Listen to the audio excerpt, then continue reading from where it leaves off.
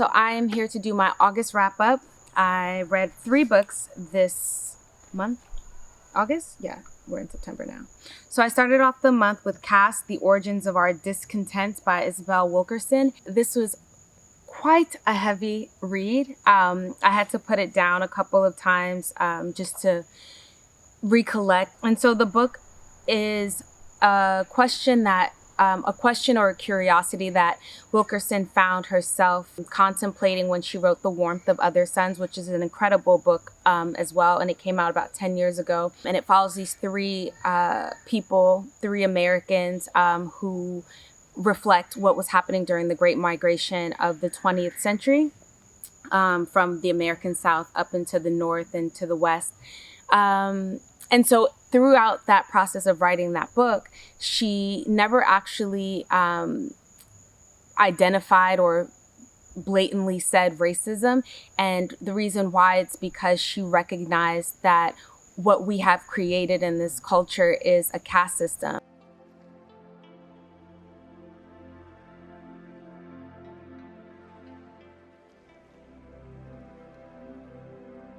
The thing that I took away from this book is how, when we're reading history or we're like contemplating the things of the past, it's so easy for us to say, oh, I definitely would have been on the right side of history, or I do believe these things. But when you're actually looking at the way we even interact with each other and the expectations we have for people who we may not consciously be othering, we do it every day.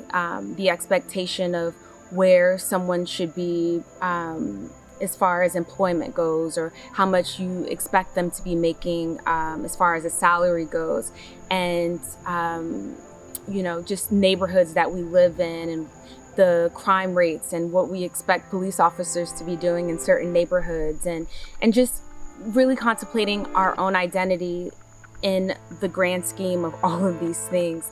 And how much identity is sort of like a balm, or I use this analogy that it's the drug that we sedate ourselves with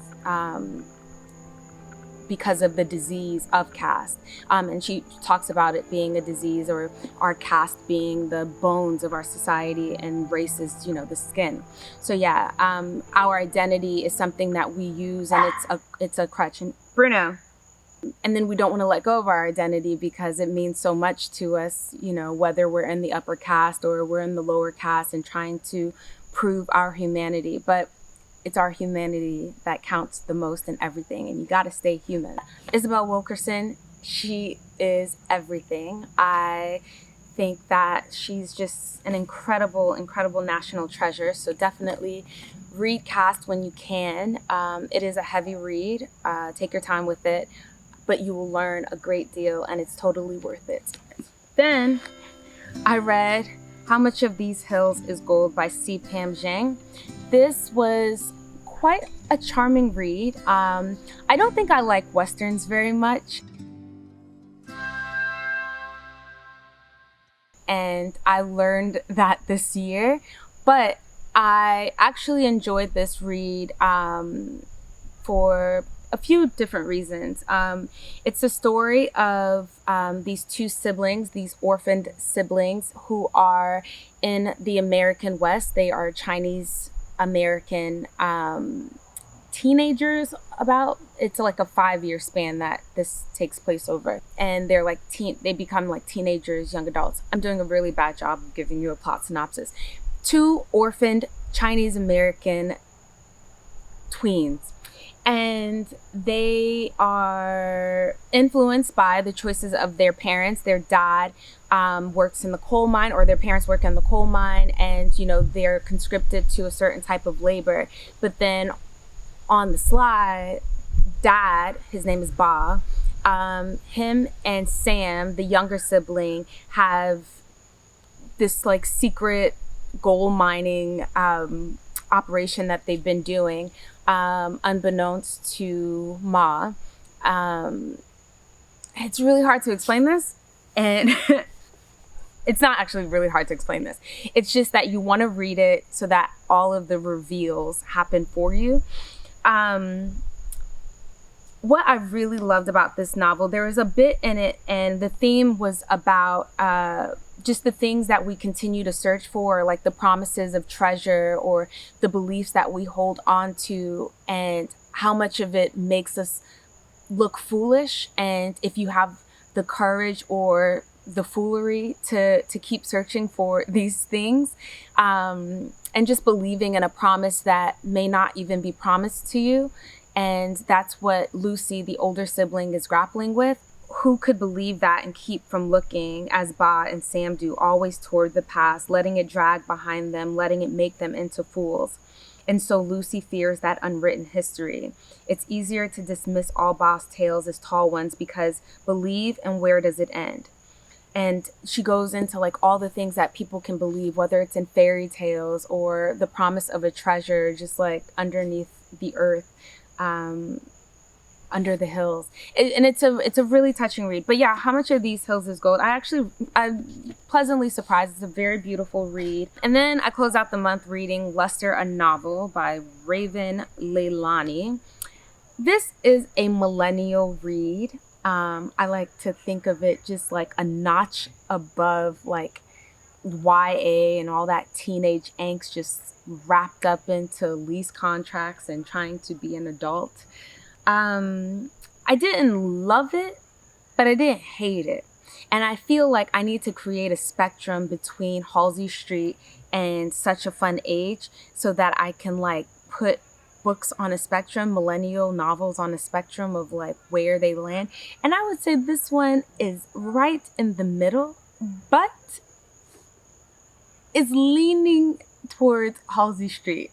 And it's just because it was a lot. Like when people are making bad decisions, like there's a level of like, I don't know, but there's so many bad decisions I can watch somebody make and not feel like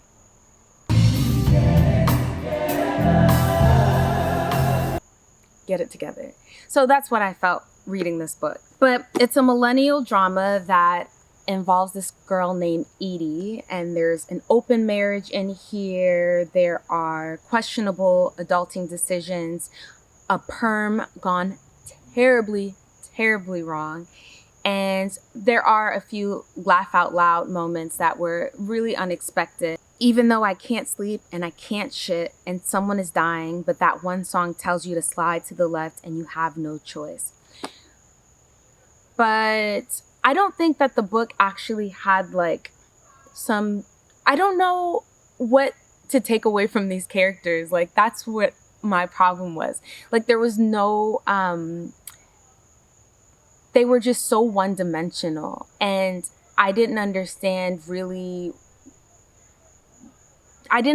them at all. And so that was my biggest qualm with this book. It's fun, I guess. And I don't know if it really is a snapshot of of what, I don't know. Like it was just luster. It was very lackluster, and it was decent, actually. No, I don't know.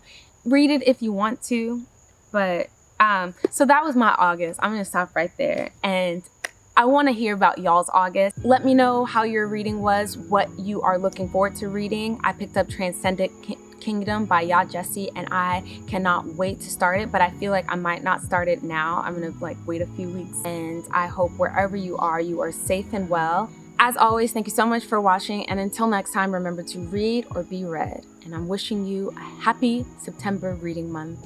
And here we go.